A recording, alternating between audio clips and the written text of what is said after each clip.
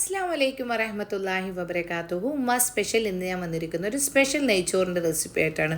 ഒരാൾ എന്നോട് ഫോൺ ചെയ്തിട്ട് പറഞ്ഞു, നിങ്ങൾ ഉമ്മാനോടൊന്ന് പറയുമോ, പണ്ടൊക്കെ വെക്കുന്ന ഒരു നെയ്ച്ചോറുണ്ടല്ലോ, നല്ല മണവും ഓരോ അരിയിലും അതിൻ്റേതായ ഒരു തനി ടേസ്റ്റുള്ള ഒരു നെയ്ച്ചോറ്, അങ്ങനത്തെ നെയ്ച്ചോറിൻ്റെ ഒരു റെസിപ്പി ഇട്ട് തരുമോ ഫസീലത്ത, നിങ്ങൾ ഉമ്മാനോട് പറഞ്ഞിട്ടെന്ന്. ഞാൻ പറഞ്ഞു അതിനെന്താ, നമുക്ക് നല്ല മണവും രുചിയൊക്കെ ഉള്ള പണ്ട് കാലത്ത് വെക്കുന്ന നെയ്ച്ചോറിൻ്റെ അതേ സ്റ്റൈലിൽ ഞാൻ വെച്ചിട്ടൊരു വീഡിയോ ഇടാമെന്ന് ഇപ്പോൾ പറഞ്ഞു. അപ്പം നമുക്ക് അതേപോലത്തെ ഒരു നെയ്ച്ചോറ് നമുക്ക് ഉണ്ടാക്കിയാൽ എളുപ്പമാണ് ഉണ്ടാക്കാൻ കേട്ടോ.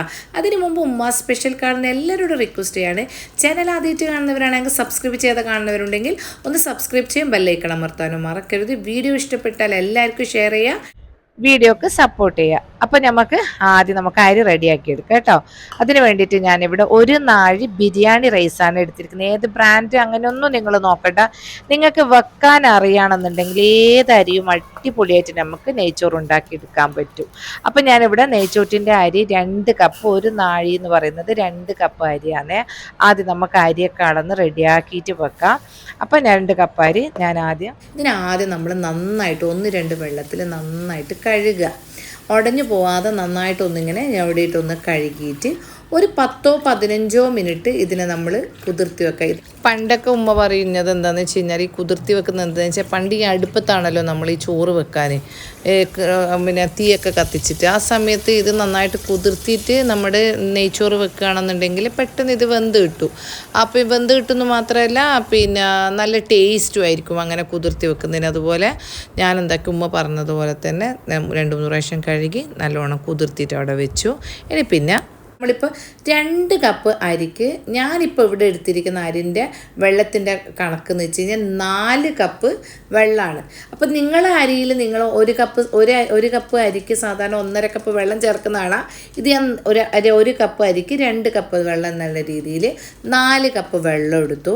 അതിൻ്റെ അകത്ത് ഒരു 2-3 ഏലക്കായി, ഒരു ചെറിയ കഷ്ണം പട്ട, അതുപോലെ തന്നെ ഒരു 3-4 ഗ്രാമ്പു, ഒരു ബേ ലീഫ്, പിന്നെ ഒരു മുറി ചെറുനാരങ്ങ ഇട്ടിട്ട് ഈ സമയത്തിന് ഈ വെള്ളത്തിൽ തന്നെ നമ്മൾ ആവശ്യത്തിന് ഉപ്പ് ഇട്ടിട്ട് ഈ വെള്ളം നമ്മൾ ആദ്യം നന്നായിട്ടൊന്ന് തിളപ്പിക്കാൻ വെക്കുക. ഓക്കെ, ഇതാണ് ഫസ്റ്റ് ചെയ്യേണ്ട പരിപാടി. അപ്പോൾ എന്തിനാന്ന് വെച്ച് കഴിഞ്ഞാൽ, ഈ വെള്ളം തിളക്കുമ്പോൾ ഇതിൻ്റെ അകത്തുള്ള എല്ലാ ഗുണങ്ങളും ഈ വെള്ളത്തിലേക്ക് ഇറങ്ങും, പട്ടൻ്റെയും ഗ്രാമ്പിൻ്റെയും ഏലക്കായുടെ എല്ലാം. അപ്പോൾ നല്ല രുചിയായിരിക്കും. അതവിടെ തിളപ്പിക്കാൻ വേണ്ടി വെച്ചു.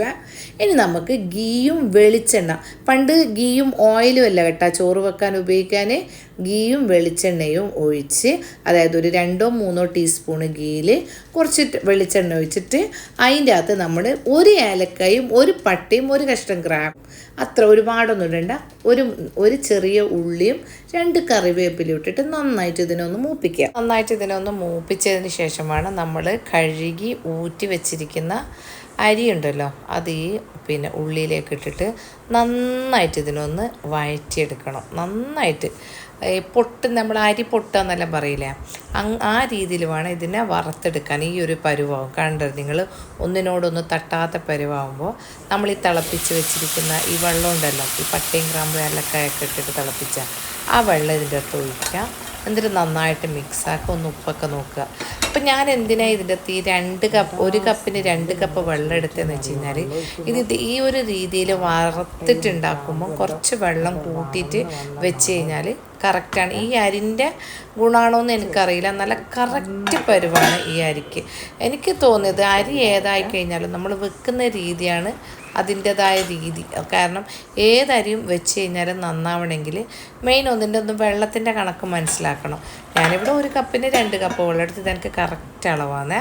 എന്നിട്ട് ഒരു 75% വെള്ളം വറ്റിക്കഴിഞ്ഞ് കഴിഞ്ഞാൽ അതിനെ തുറക്കുക, ഒന്ന് മിക്സാക്കുക, എന്നിട്ട് വീണ്ടും അടച്ചിട്ട് ചെറിയ തീയിൽ അടച്ചിട്ട് ഒരു 5-10 മിനിറ്റ് കഴിയുമ്പോഴത്തേക്ക് നമ്മുടെ നല്ല പൂ പോലത്തെ നെയ്ച്ചോറ്, നല്ല വേവൊക്കെ കറക്റ്റ് വേവാണ്. ഇനി നമുക്കിതിനൊന്ന് നല്ലോണം ചിക്കി കൊടുത്തിട്ട് ഒരു 5 മിനിറ്റും കൂടെ ദമ്മിൽ കുറച്ചും കൂടെ ഒന്ന് വെന്തോട്ടെ. അപ്പോൾ നമ്മുടെ ചോറൊക്കെ വെന്ത് റെഡിയായി നല്ല അടിപൊളി പൂ പോലത്തെ നല്ല മണമുള്ള നല്ല അടിപൊളി ഗീ റൈസാണ്. എന്തായാലും ഒരു തവണ ഈ ഒരു രീതിയിൽ നിങ്ങളൊന്ന് ട്രൈ ചെയ്ത് നോക്കുക നെയ്ച്ചോറ് വെക്കുന്നത്. അതിന് ഞാൻ നല്ല അടിപൊളി ചെമ്മീൻ മസാലയാണ് കേട്ടോ ഉണ്ടാക്കിയത്. വേറെ ഒരു കറിയില്ല, വെറും ചെമ്മീൻ മസാലയും നമ്മുടെ നെയ്ച്ചോറും പപ്പടും. വേറൊരു ലെവലായിട്ടാ. ഈ ചെമ്മീൻ മസാലേൻ്റെ ടേസ്റ്റ് ഞാൻ നിങ്ങളോട് പറഞ്ഞറിയിക്കാൻ പറ്റൂല. നിങ്ങൾ എന്തായാലും ഒരു തവണ ട്രൈ ചെയ്ത് നോക്കണം. ഞാൻ ഇതിൻ്റെ ഈ ചെമ്മീൻ മസാലേൻ്റെ റെസിപ്പി ഇൻഷാ അല്ലാ ഞാൻ ഉടൻ തന്നെ ഇടുന്നതായിരിക്കും. അതും ഈ നെയ്ച്ചോറും പിന്നെ നിങ്ങൾ എന്തായാലും ട്രൈ ചെയ്ത് നോക്കുക. അൽഹംദുലില്ലാ നല്ല ടേസ്റ്റാണ്. അപ്പം ഞാനൊരു കാര്യം നിങ്ങളോട് പറഞ്ഞുതരാം. മെയിൻ നമുക്ക് ഒന്ന് മനസ്സിലാക്കേണ്ടത് നമ്മുടെ വെള്ളത്തിൻ്റെ കണക്ക്. അധികം ആൾക്കാരും ഒരു കപ്പ് അരിക്ക് 1.5 കപ്പ് വെള്ളം എടുക്കാൻ. പക്ഷേ എപ്പോഴും എനിക്ക് അരിക്ക് ചില സമയത്ത് പിന്നെ ഓവണിൽ കുക്കറിലൊക്കെ വെക്കുമ്പം 1 കപ്പ് അരിക്ക് 1.5 കപ്പ് വെള്ളം മതി. പക്ഷേ ഇതേപോലെ സാധാരണ രീതിയിൽ വറുത്ത് വെക്കുന്ന നമ്മൾ ചെമ്പിൻ്റെ അകത്ത് വെക്കുമ്പം 1 കപ്പ് അരിക്ക് 2 കപ്പ് വെള്ളം തന്നെ എനിക്ക് എപ്പോഴും ആവശ്യം വരുത്തുന്നുണ്ട്. അപ്പം ആ ഒരു രീതിയിൽ കുക്കറിലും പിന്നെ ഓവണിലൊക്കെ ആകുമ്പം 1.5 മതി. ആ ദമ്മിൽ അതങ്ങ് വെന്തോളൂ. ഇതങ്ങനെയല്ല. അപ്പം നിങ്ങൾ ശ്രദ്ധിക്കുക, വെള്ളത്തിൻ്റെ കണക്ക് ശ്രദ്ധിക്കുക. പിന്നെ ഈ രീതിയിൽ വെള്ളത്തിൽ തന്നെ നമ്മൾ മസാലകളൊക്കെ ഇട്ട് തിളപ്പിച്ചിട്ട് ചോറ് വെക്കുമ്പോൾ അത് വേറെ തന്നെ ലെവലായിട്ടാണ്. ചോറിന് ഓരോ അരികൾക്കും അതിൻ്റെതായ എല്ലാത്തിൻ്റെ ഫ്ലേവറും വന്നിട്ടുണ്ട്. നല്ല ടേസ്റ്റാണ്. നല്ല പപ്പടവും ഈ നമ്മുടെ ചെമ്മീൻ മസാലയും ഈ നെയ്ച്ചോറൊക്കെ കൂട്ടിയിട്ട് നല്ല അടിപൊളി വിഭവ സംബന്ധമായ സദ്യ എന്നൊക്കെ പറയില്ല, അതിനേക്കാളും അടിപൊളിയായിരുന്നു.